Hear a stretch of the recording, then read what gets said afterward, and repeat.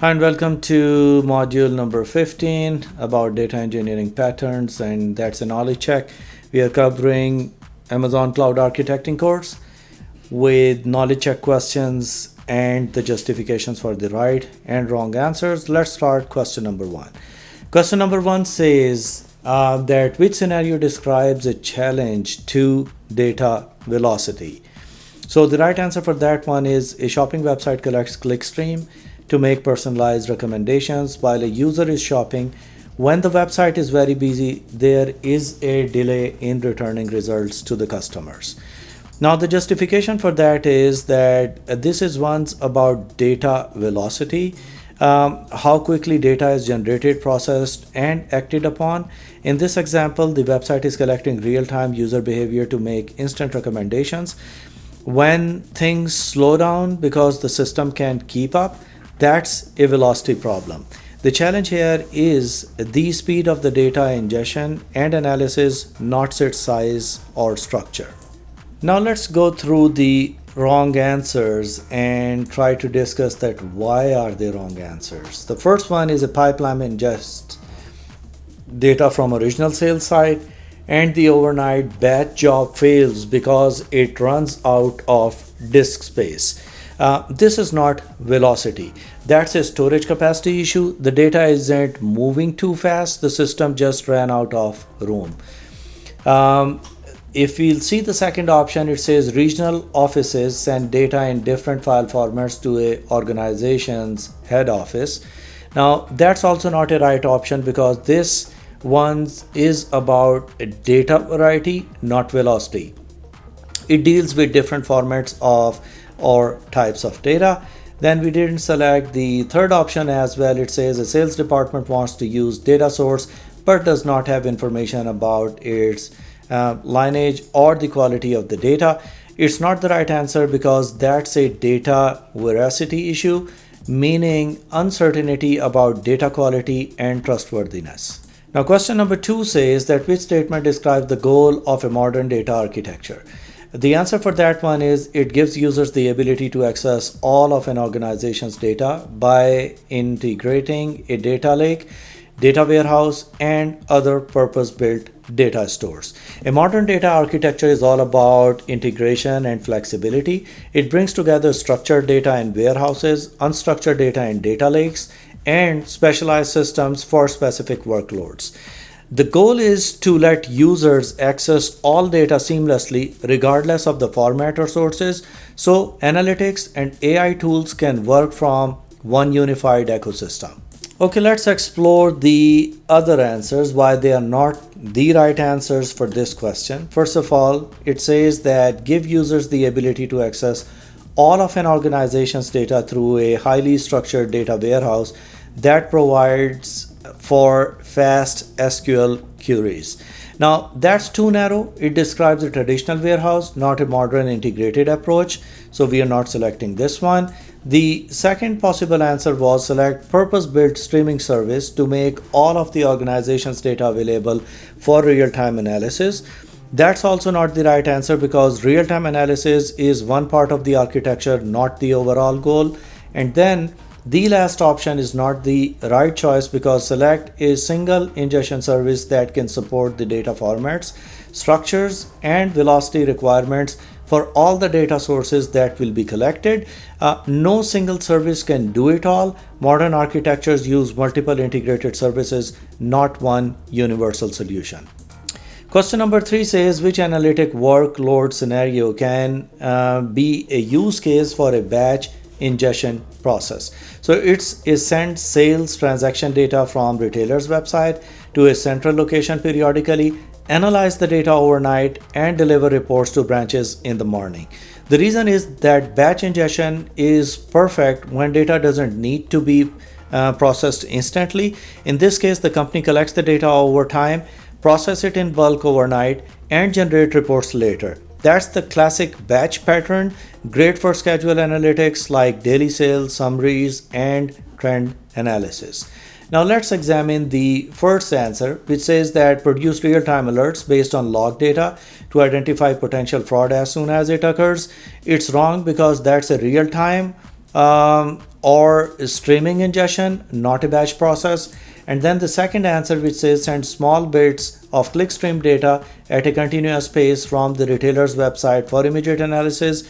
That's also not right because it's continuous in real time. And again, it's streaming, not batch.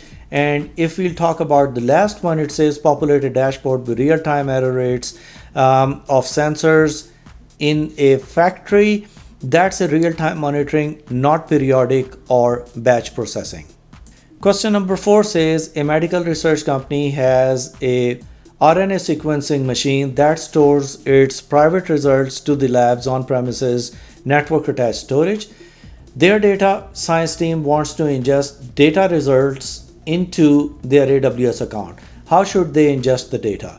So the right answer for this one is to use AWS Data Sync to transfer data from on-premise file store to Amazon S3 bucket in the data lake.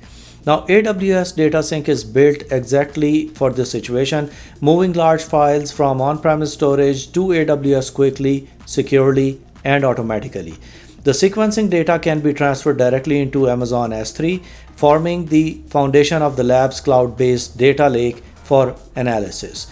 Now let's see the other answers. The second possible answer was that use Amazon AppFlow to connect to the on-premise data and move the data into the pipeline.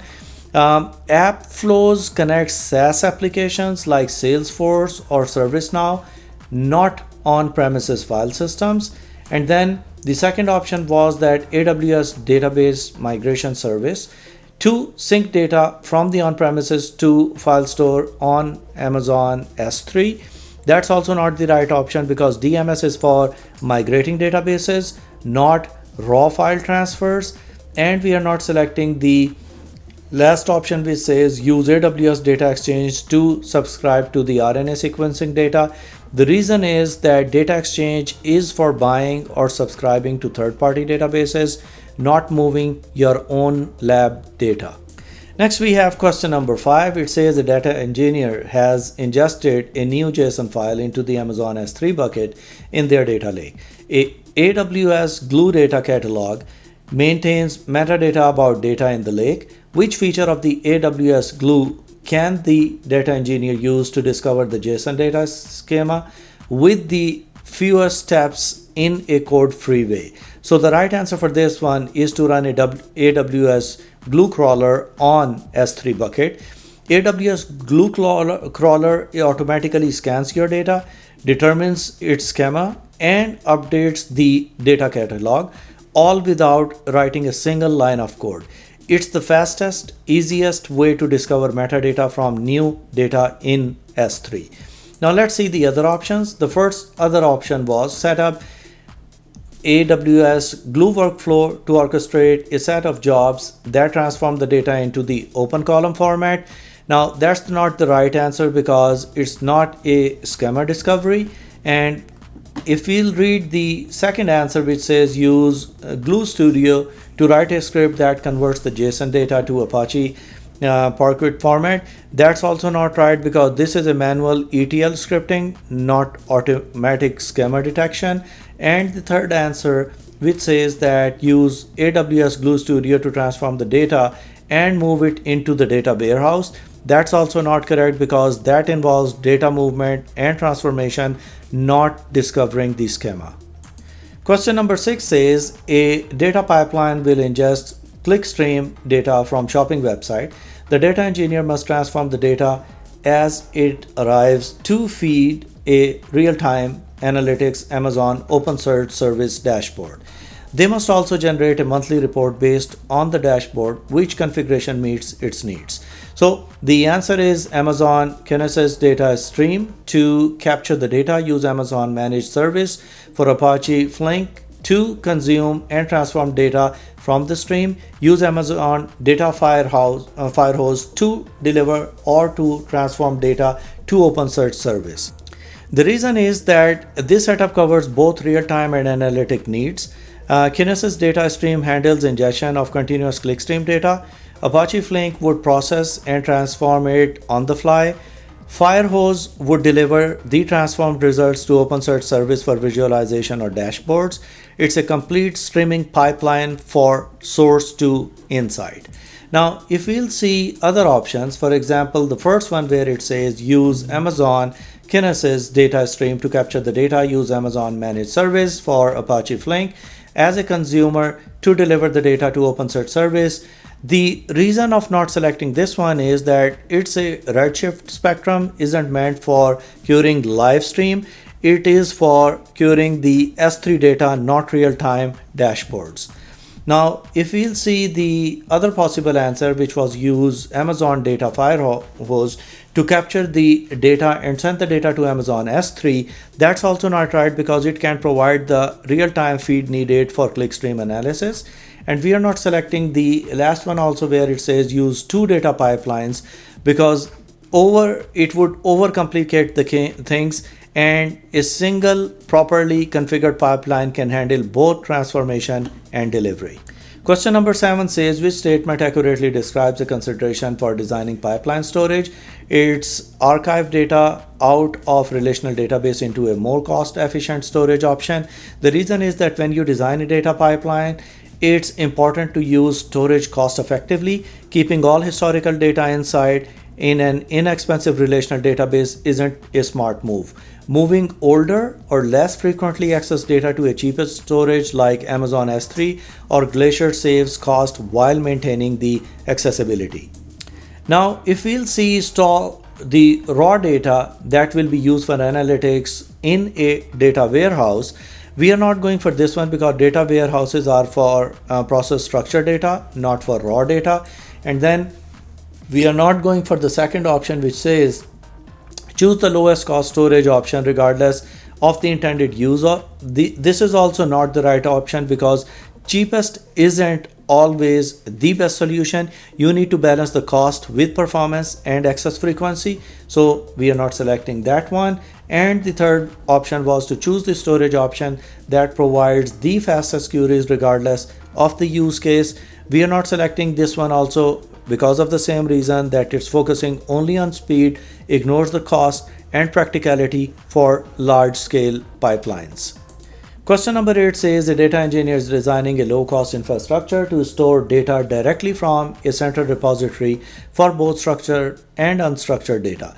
Which option meets the data engineer needs? So again, right away, the answer is Amazon S3. Reason is S3 is perfect for low-cost, scalable storage that handles both structured and unstructured data. It's the foundation for the most data lakes because it can store any format, for example, JSON, CSV, images, videos at all minimum cost and with easy integration to analytical tools. Now, if we'll see Redshift, we are not selecting it because Redshift is data warehouse for structured data and query optimized data, not ideal for unstructured or raw files. And we are not going for QLDB as well because it's a ledger database for tracking transactions, not a general storage solution. And we are not going for DMS also because DMS is for migration data between databases. It's not a storage service. Question 9 says that a DevOps engineer is migrating an on-premise Apache Hadoop cluster to AWS. The cluster runs scheduled jobs by using parallel processing, which AWS service is the most appropriate choice. So appropriate choice is EMR. Amazon EMR is the Amazon's managed Hadoop and Spark service. It is designed for running big data frameworks in the cloud efficiently. Migrating a Hadoop cluster to EMR is straightforward and allows you to leverage parallel processing with minimum setup and management. Now, let's see why we didn't select Glue in this case. The reason is that Glue handles ETL jobs, not full Hadoop style distributed processing. We didn't select the Glue Data Brew. The reason is that Data Brew is a visual data prep tool for analysts, not large scale processing environment. And then we didn't select the Apache Flink. The reason is the Flink is a streaming processing, not batch job or Hadoop workload. Finally, question number 10 says that a marketing manager quickly needs one-time insights about a number of leads and closed deals across multiple postal codes. Which service would be the most cost-effective method to query the daily aggregates of the sales data stored in Amazon S3? So the answer for that one is Athena. The reason for that is that Athena is serverless. You can run SQL queries directly on S3 data without setting up the infrastructure. It's ideal for quick ad hoc analysis where you pay only for the queries you run. Perfect for one-time insight like changing sales, aggregate across the regions, etc. Now let's see Redshift, why it's not the right choice over here, because Redshift is a powerful tool, but it's an overkill here. It requires cluster and ongoing cost. And then we didn't select OpenSearch service. The reason is that OpenSearch is for search and log analytics, not a simple SQL based query. And we didn't select the QuickSight over here because QuickSight is a visual tool, not a query engine. It often connects the Athena and Redshift for data retrieval. So that was our module number 15, which talks about data engineering patterns.